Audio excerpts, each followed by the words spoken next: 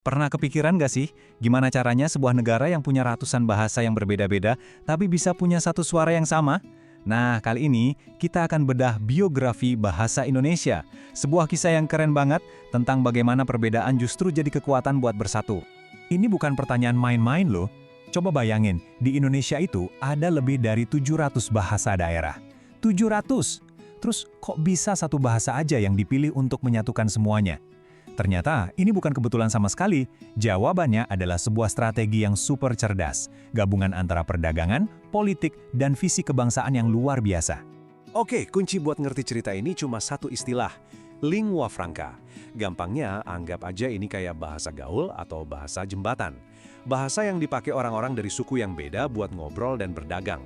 Dan yang seru, jauh sebelum ada negara Indonesia, cikal bakal bahasa kita ini udah jadi jembatan komunikasi di seluruh Nusantara. Sekarang, yuk kita time travel jauh ke belakang.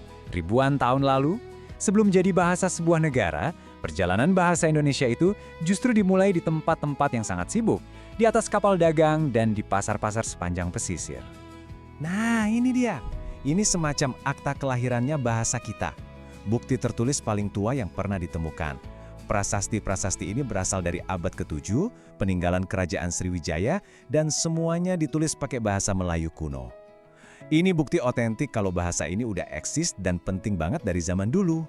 Di zaman Sriwijaya, bahasa Melayu kuno ini ibaratnya bahasa superpower di kawasan Asia Tenggara. Keren kan? Para pedagang pakai bahasa ini buat jual rempah. Para biksu pakai buat menyebarkan ajaran. Para diplomat juga pakai buat negosiasi. Pokoknya satu bahasa untuk semua urusan penting. Dan ini bukan kata kita doang loh, ada saksinya. Seorang biksu dari Tiongkok bernama I Ching. Dia pernah tinggal di Sriwijaya di abad ke-7, dan dia nulis di catatannya kalau bahasa Melayu itu memang jadi lingua franca di sana. Jadi, ada bukti dari orang luar yang mengonfirmasi betapa vitalnya bahasa ini saat itu. Oke, sekarang kita lompat jauh ke depan. Fast forward ke awal abad ke-20. Disinilah ceritanya berubah drastis.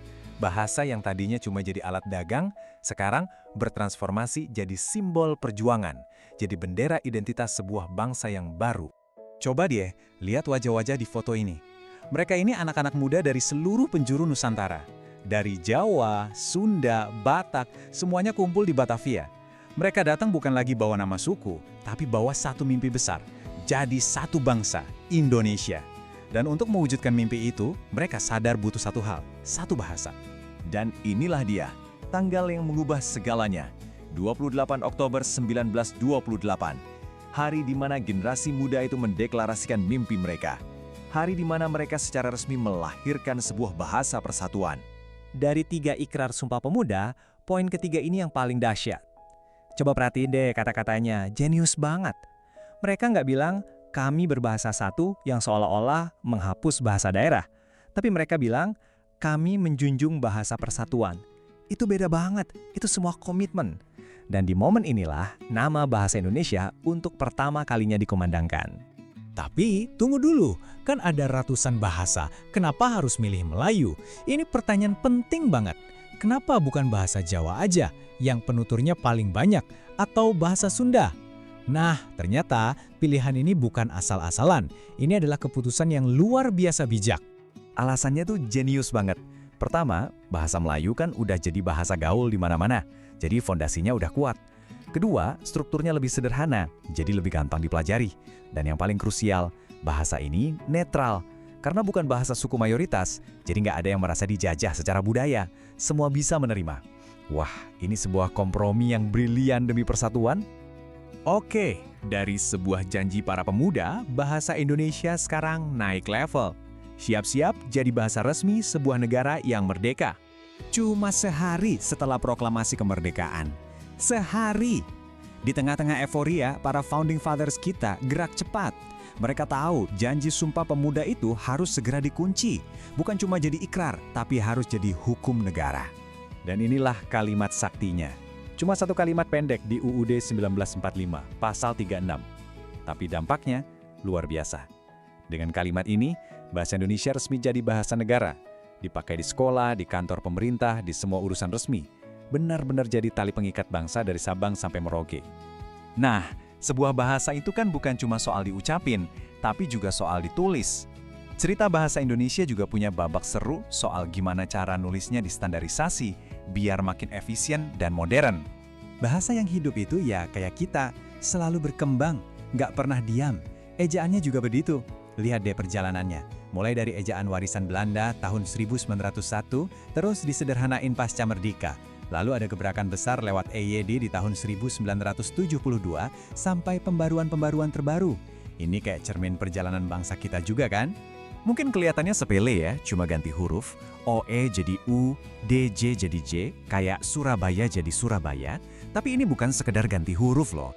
Ini adalah proyek modernisasi, sebuah usaha sadar buat bikin bahasa kita jadi lebih simpel, lebih efisien, dan yang pasti lebih terasa Indonesia. Kita sampai di babak paling baru dari biografi bahasa Indonesia. Setelah berhasil menyatukan bangsa, setelah memodernisasi dirinya, sekarang mata bahasa Indonesia tertuju ke panggung dunia. Coba lihat spanduk ini. Ada satu kata kunci yang penting banget, internasional. Di tahun 2008 itu, Kongres Bahasa kita untuk pertama kalinya resmi jadi acara internasional. Artinya apa? Ini bukan lagi cuma ngurusin urusan dalam negeri. Ini adalah sebuah deklarasi ambisi untuk go global. Dan ambisi ini bukan omong kosong. Serius banget, cuma setahun setelahnya langsung disahkan jadi undang-undang. Ada hukum yang kasih mandat ke pemerintah buat secara aktif dan sistematis mempromosikan bahasa Indonesia ke seluruh dunia. Hasilnya udah mulai kelihatan. Sekarang ini ada lebih dari 45 negara yang ngajarin bahasa Indonesia di kampus-kampus dan lembaga pendidikan mereka. Bayangin, dari yang tadinya bahasa dagang di pasar-pasar Nusantara, sekarang jadi mata kuliah di seluruh dunia. Jadi, begitulah kira-kira biografi bahasa kita. Mulai dari bahasa para pedagang, jadi simbol perjuangan, terus jadi tulang punggung negara, dan sekarang melirik panggung dunia. Perjalanan yang luar biasa banget kan? Tapi ada satu pertanyaan besar yang tersisa. Saat bahasa Indonesia makin mendunia, kira-kira dia masih bisa nggak ya jadi perekat persatuan di rumahnya sendiri? Nah, itu pertanyaan yang menarik buat kita pikirin bareng-bareng.